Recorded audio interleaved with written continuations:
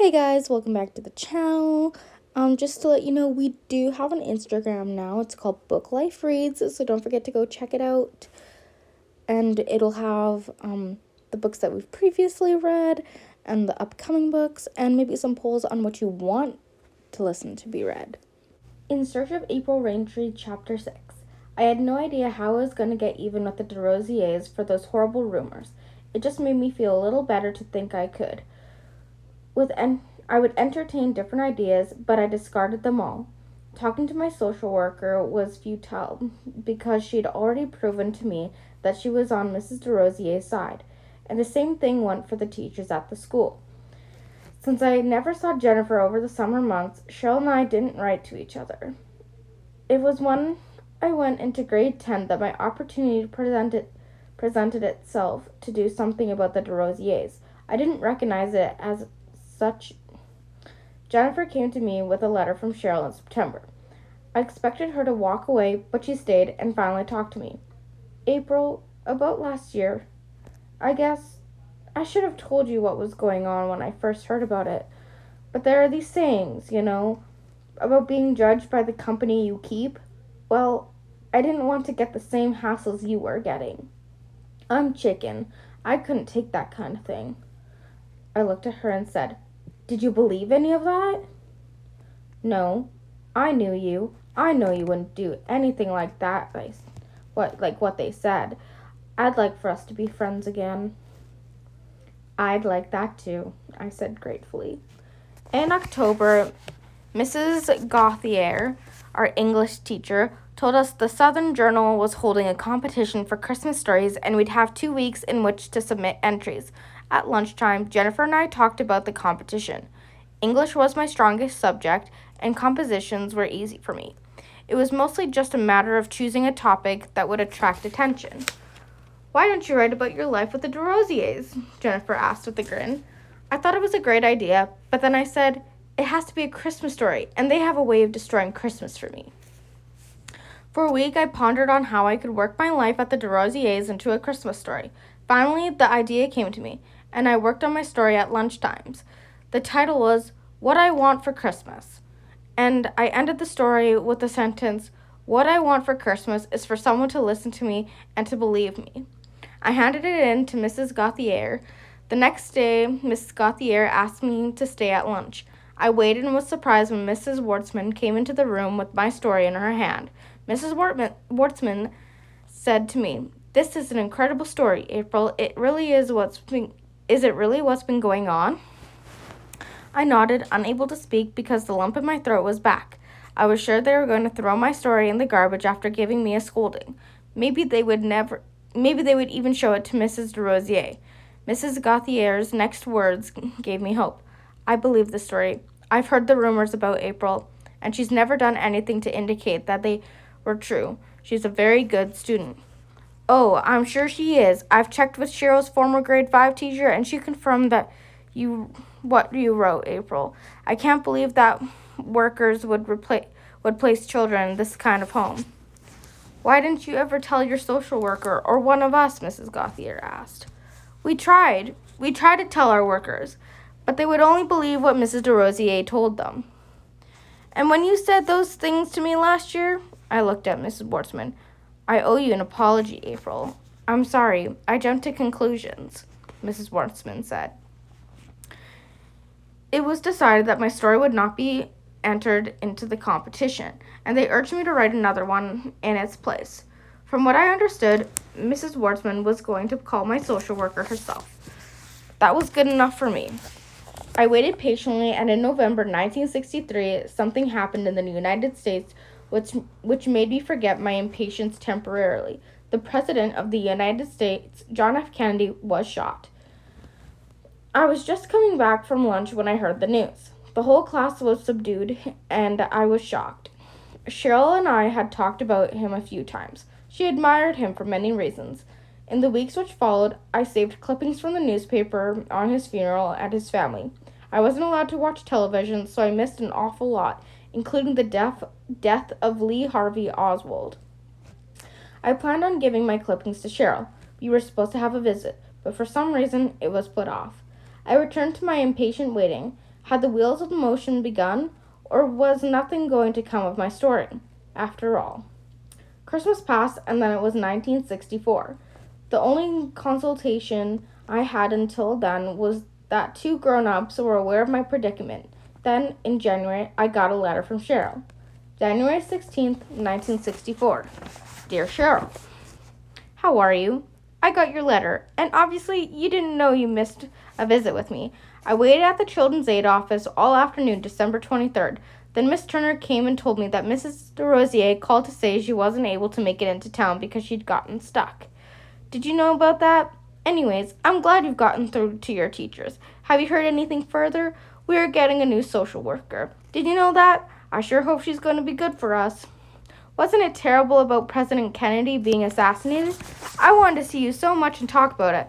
I cried that night when I was alone. I read a lot of history. All the Kennedys were so interesting and young and vital. I used to collect items on them. I'm sure Robert Kennedy will get in as a president, though. I hope he keeps the same speechwriters. Kennedy's speeches were really good. Anyways, I've enclosed my historical piece on Rael and the Red River.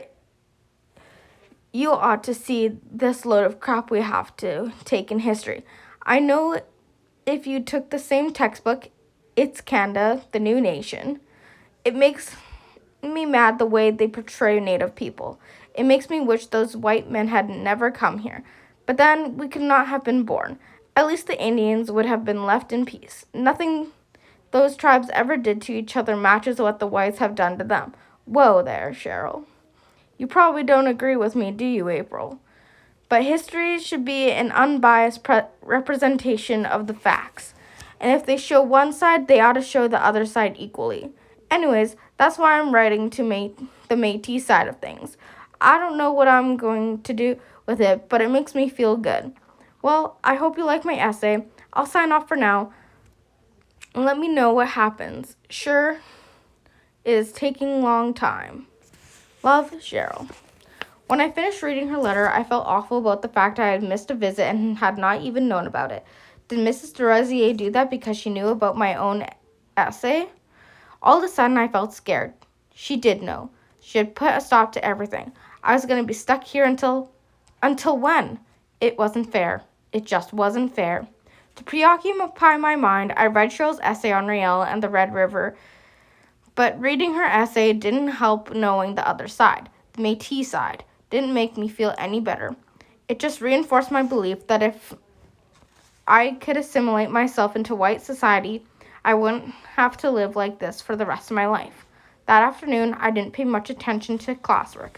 My mind was on my present problem. I believe Mrs. DeRosier knew about my essay. I felt I had been betrayed. What could I do about it? I could think of only one thing. Come summer, I'd take off, but then I'd want to finish school so bad. I had wanted to be able to get a good job. I wanted to be rich. Oh, to heck with being rich. I'd run away anyway. But to some other city so they wouldn't find me. I'd lie about my age if I had to and get a job. For the moment, being free was more important than anything else in the world. That night, I lay in bed, still thinking about my soon-to-be future. Another problem came up. I had no money at all to even start. I'd have to get some. But how? Steal it? I'd been accused of stealing already, so why not? That would be justice of some sort. Oh, sure, April, and when you run out of money in the city, you can just sell your body. And what else do native girls do? By now, I knew what Skid Row meant. I bet all those girls who ended up on Skid Row just wanted freedom and peace in their first place, just like me. I'd had good intentions about my life, but here I was, forced to go out into the world, unprepared and alone, with only a grade 10 and no money. No matter, I'd still run away. I felt so sorry for myself and what I'd end up being. I started to cry. My life would be hard, but staying here would be harder. I felt I had no choice. My running away plans were discarded when rescue did come at the beginning of our spring break. It came in the form of Mr. Wendell, my new social worker. When I saw him enter the house and introduce himself, I was downright disappointed. He was a short little man with a meek demeanor, glasses and balding. Really? He was no match for Mrs. de Rosier. I studied him, and he exchanged preliminaries with the old hag. Suddenly he said, "I'd like to see where the boys sleep." "The boys?" Mrs. de Rosier asked, and she was obviously flustered by his unexpected question. I could tell, and I was glad she was off balance. But the thought that she was going to get more boys have hit her the same time it hit me. She recovered, and my face grew long. "Oh, yes, Raymond and Gilbert. How are they doing now that they're on their own? I hope they're not getting into any trouble. They were such good boys when they were with us, and such hard workers. You couldn't get any better workers. I believe that hard work is good for the soul, don't you?" I thought to myself, so that's why she doesn't make her kids work. They have no souls. Mrs. de Rosier led the way into the living room towards the stairs, saying, "They used to share my son's room. We moved their bunks into the storage closet for now." When we were upstairs, Mr. Wendell had a look but didn't say anything. He asked where my room was. Mrs. de Rosier took him down the hall to Maggie's room. I followed them everywhere, and when she could, Mrs. de Rosier scowled at me as if trying to tell me to get back downstairs. "I can only see one bed, Mrs. de Rosier. I understand you have a daughter. Isn't this her room?" Mr. Wendell said. "The girls share it. The other bed was old, so I've ordered a new one. It should have been here by now." She smiled at him. This was my chance to prove what a liar Mrs. de Rosier was. I said, "My bedroom's really downstairs, at the back." Mrs. de Rosier said quickly, "Well, the girls have been having trouble, so I moved April there, but only temporarily."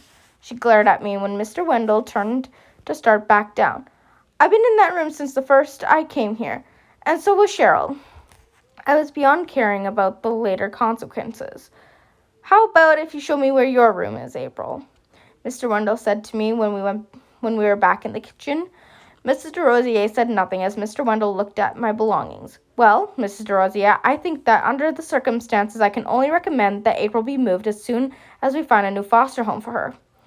He was about to say more, but Mrs. de Rosier cut him off. "And I think you can take her and get her out of my house right now," she bellowed. "Mrs. Semple has a very heavy caseload. Otherwise, I'm sure you wouldn't have been able to fool her for so long," Mr. Wendell said to her. He told me to get my things ready. When we started for the car, Rebel came to me. I stopped to pet him one last time. "Poor old Reb. I wish I could take you with me. Thank you for being my friend here. Bye, Rebel." Rebel wagged his tail, and as we drove off, I saw him lie down by the roadside, probably waiting for me to come back.